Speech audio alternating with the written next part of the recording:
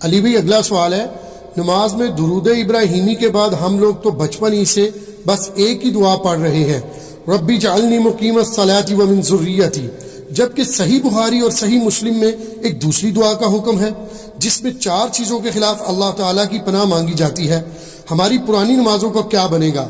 Please کوئی حل ضرور بتا دیں، شکریہ۔ پہلی بات ہے کہ پرانی نمازوں میں تو اپنے بابوں کو روئے نہ جنہوں نے آپ کو ادھورا دین دیا ہے۔ دیکھیں یہ بڑا کریٹیکل مسئلہ ہے، بخاری و مسلم دونوں میں حدیث ہے، نبی علیہ السلام اما عائشہ کہتی ہیں سلام اللہ علیہ اور باقی کئی اصحاب سے حدیث ہے کہ نبی علیہ السلام ہمیں نماز کے تشہد میں 4 چیزوں کے اگینسٹ اللہ کی پناہ مانگنے کا حکم دیتے تھے۔ حکم کے الفاظ تو بڑے سخت ہیں، اور حتیٰ کہ صحیح مسلم میں ایک طریق کے اندر آتا ہے کہ طاؤس تابعی جو عبداللہ ابن عباس کے شاگرد تھے، بخاری مسلم کے حدیثوں کے راوی ہیں، وہ یہ کہتے تھے کہ جو شخص ان 4 چیزوں کے اگینسٹ تشہد میں اللہ کی پناہ نہیں مانگتا تو میرے نزدیک اسے نماز ہی دوبارہ پڑھنی چاہیے۔ اتنی سختی، تو بھول چک معاف ہے، پہلے جو کچھ ہو چکا وہ معاف ہے۔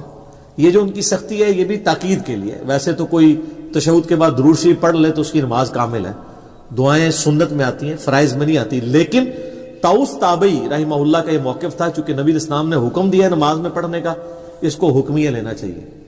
تو بخاری مسلم الفاظ ہیں 4 چیزوں کے شر سے، مختلف الفاظ کے ساتھ ہیں، وہ چیزیں 4 ہی ہیں۔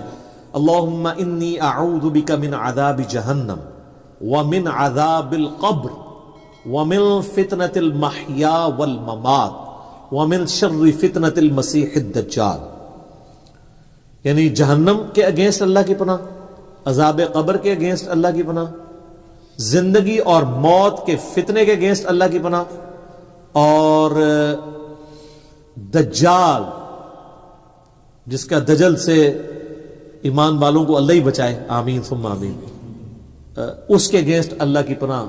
یہ 4 چیزوں کے شر کے اگینسٹ۔ باقی یہ بات صحیح ہے کہ بخاری شریف میں الفاظ ہیں جب تم تشہد میں درود شریف پڑھ چکو اس کے بعد جو چاہو اپنے رب سے مانگو، اس کے تحت صرف یہ دعا نہیں، یہ دعا تو ہے ڈیٹم لیول پہ کمپلسری، اس کے بعد آپ کو جو دعائیں یاد ہیں کتاب و سنت میں عربی زبان کے اندر دعائیں معصورہ ان کو کہتے ہیں، وہ پڑھیں۔ مثلا ایک دعا تو آپ ضرور پڑھیں جو بخاری مسلم دونوں میں کہ نبی علیہ السلام نے، انس بن مالک کہتے ہیں اور کوئی دعا پڑھیں نہ پڑھیں، یہ دعا آپ نے زندگی بھر نہیں کبھی چھوڑی، اللہم ربنا آتنا فی الدنیا حسنہ وفی الآخرۃ حسنۃ وقنا عذاب النار۔ اس سے پرفیکٹ دعا ہی کوئی نہیں ہے۔ اے اللہ مجھے دنیا میں بھی بھلائیاں عطا فرما اور آخرت میں بھی بھلائیاں عطا فرما، اور سب سے بڑی بھلائی آخرت کی کیا؟ وقنا عذاب النار، آگ کے عذاب سے بچا۔ یہ اس سے بڑی کوئی دعا نہیں ہے، اور سر دنیا کے ہر کام کے لیے یہی دعا ہے۔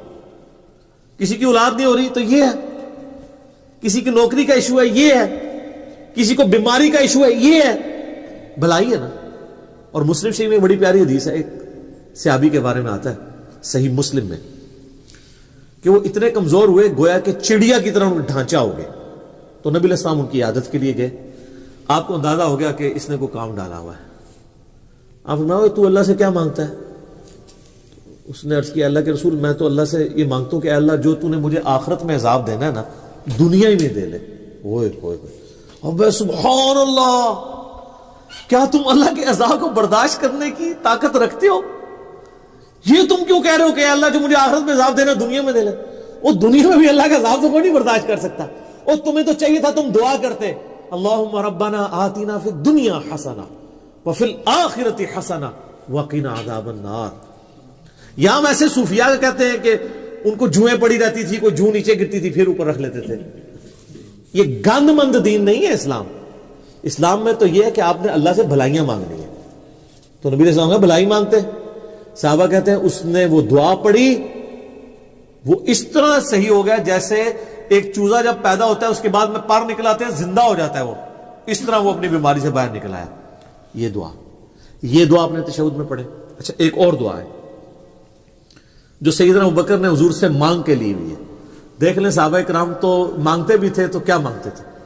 صحیح بخاری میں حضرت ابوبکر نے کہا یا رسول اللہ، یعنی آپ علیہ السلام نے ترغیب دلائی ہے تشہد میں دعاؤں کی، تو مجھے کوئی ایک خاص دعا ایسی دے دیں جو میں پڑھوں۔ تو آپ صلی اللہ علیہ وآلہ وسلم نے ان کے لیے دعا ان کو تعریف فرمائی، اللہم انی ظلمت نفسی ظلما کثیرا ولا یغفر الذنوب الا انت فاغفر لی مغفرۃ من عندک وارحمنی انک انت الغفور الرحیم.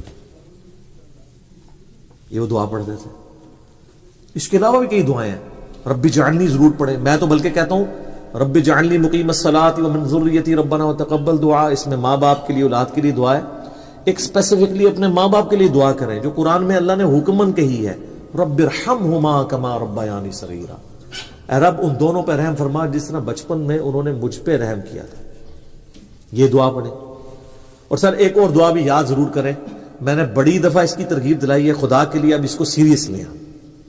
مشکات شریف میں 748 نمبر حدیث ہے. یہ مجھے زبانی یاد ہو گیا نمبر بتا کے, ترمذی کے حوالے سے. جامعہ ترمذی میں سورہ صاد کی تفسیر میں یہ آیت ہے, یہ والی حدیث ہے. مشکات میں کتاب المساجد چیپٹر میں پہلی جلد میں 748 نمبر حدیث ہے. نبی علیہ السلام نے جب اللہ کی خواب میں زیارت کی تھی تو انہوں نے اللہ تعالیٰ سے وہ دعا مانگی تھی. جب نبی علیہ السلام کو اللہ نے کہا مانگ, کیا مانگتا ہے, تو آپ نے کہا اللہم انی اسألک فعل الخیرات وترک المنکرات وحب المساکین وان تغفر لی وترحمنی وَإِذَا أَرَدْتَ فِتْنَةَ فِي قَوْمٍ فَتَوَفَّنِي غَيْرَ مَفْتُونٍ أَسْأَلُكَ حُبَّكَ وَحُبَّ مَن يُحِبُّكَ وَحُبَّ عَمَلٍ يُقَرِّبُنِي إِلَى حُبِّكَ. کیا پرفیکٹ دعا ہے. یہ تشہد میں ضرور پڑھا کریں, بلکہ سجدے میں پڑھا کریں. صحیح مسلم میں حدیث ہے کہ انسان سجدے میں سب سے زیادہ اپنے رب کے قریب ہوتا ہے, لہذا خوب دعائیں مانگا کرو. اور اما عائشہ کے الفاظ ہیں بخاری اور مسلم میں کہ نبی علیہ السلام سجدے اور رکوع دونوں میں ایک دعا مانگا کرتے تھے, سبحانک اللہم وبحمدک, سبحانک اللہم ربنا وبحمدک اللہم اغفر لی. یہ بخاری مسلم میں رکوع اور سجدے کی تسبیحات کے ساتھ یہ بھی مانگتے تھے. ایک تو مسلم شریف میں حدیث ہے نا کہ آپ نے رکوع میں سبحان ربی العظیم پڑھنا ہے اور سجدے میں سبحان ربی الاعلی 3 دفعہ. اس کے بعد بخاری مسلم میں یہ تسبیح بھی ہے. ایک اور تسبیح صحیح مسلم میں سبوح قدوس رب الملائکۃ والروح. اور سجدے میں دعائیں بھی مانگیں.